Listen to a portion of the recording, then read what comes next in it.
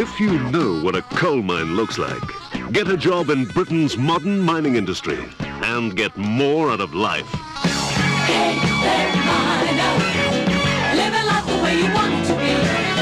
Come on now, miner, there's money, lots of money and security. Be a miner. Ask at your local pit or job centre in South Wales.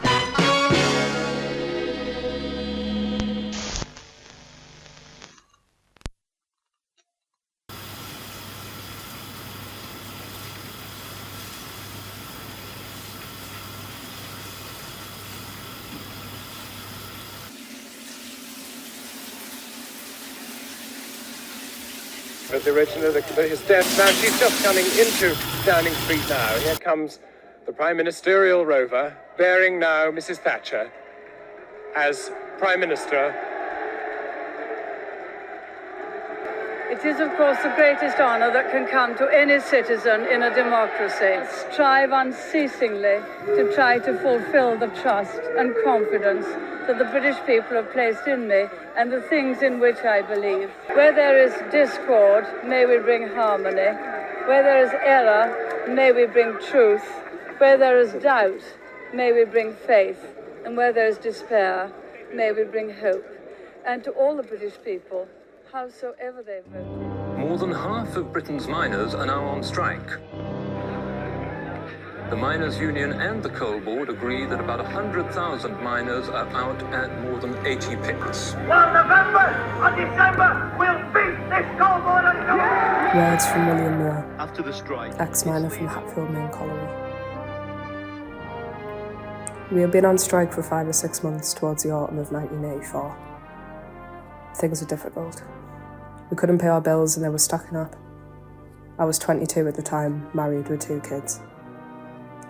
I worked at Hatfield Main Colliery in Stainforth and was on bail at the time, but I was sent to talk to other union workers whilst raising money for soup kitchens at Stainforth, Dunscroft and Thorn. They kept a lot of miners fed with what they could at the time. We paid a small sum on the utilities each month, just 50p or so to keep the board off our backs and to stop any action being taken against us. But one month, my wife forgot to pay it, and the next month, the electricity board came to cut us off. I was at home when they came. I could tell the guy that was clearly not happy about what he was there to do, shutting off the lecky with our kids to look after. I could have stopped them. I could have said no. I had dozens of lads who'd have sent them off no problem, but I didn't want them getting nicked defending my house. So we got cut off. Over the next few days, a couple of good things and bad things happened.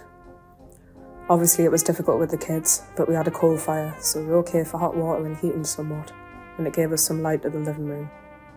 But the cooking, however, wasn't so easy. We mainly had toast on the fire or sandwiches. On the second night of being cut off, my next door neighbours called round. I guess he had noticed the candles through the windows and the lack of lights, though we were home. It was pretty embarrassing at the time. Andrew and Evelyn, they were both nice folks, but didn't work at the pit. Andrew worked for the gas board and Evelyn was a chippy on the buses.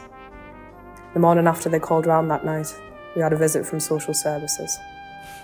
They told us they could take the kids if we didn't have cooking facilities and power. We weren't going to let that happen, so we made plans to move our wife and kids back to our parents' house.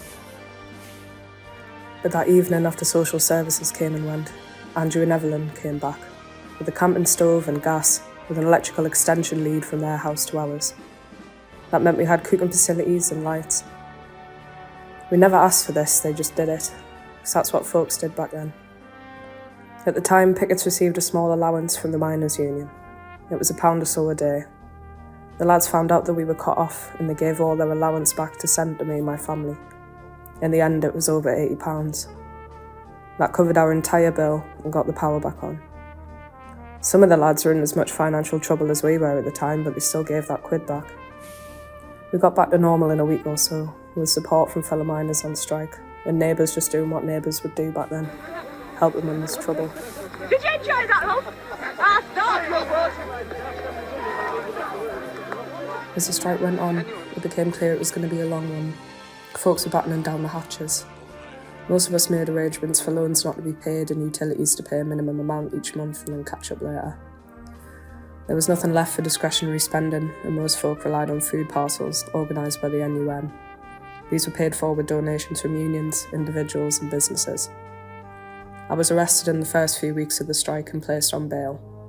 I was not allowed to picket other than my own pit or risk being nicked again and not coming home. The union asked me to speak at a meeting of the Amalgamated Engineering Union in Bradford.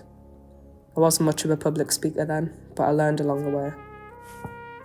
After the first meeting, some of the union officials decided to adopt Hatfield Main and direct most of their support to us.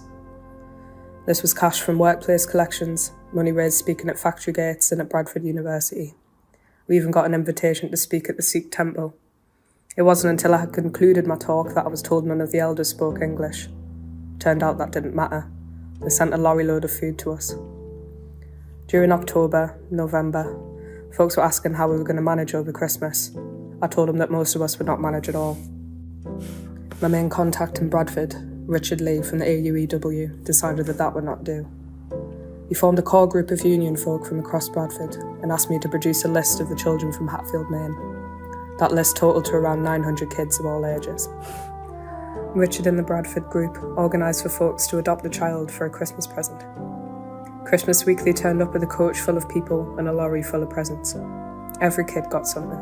Some better than others, but all got something from a trade unionist in Bradford. I'm still in touch with Richard, and he attended an event at Hatfield Main to mark the 40th anniversary of the strike. Over the course of that year, we received thousands of pounds from folk in Bradford. After I appeared on a BBC documentary in Jan 98, I had folk just giving me money as I made my way to the university.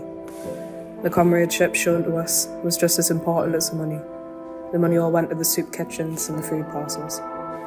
Clothing too was just as important for the kids. We returned to work in March 85. I worked at Hatfield until 88.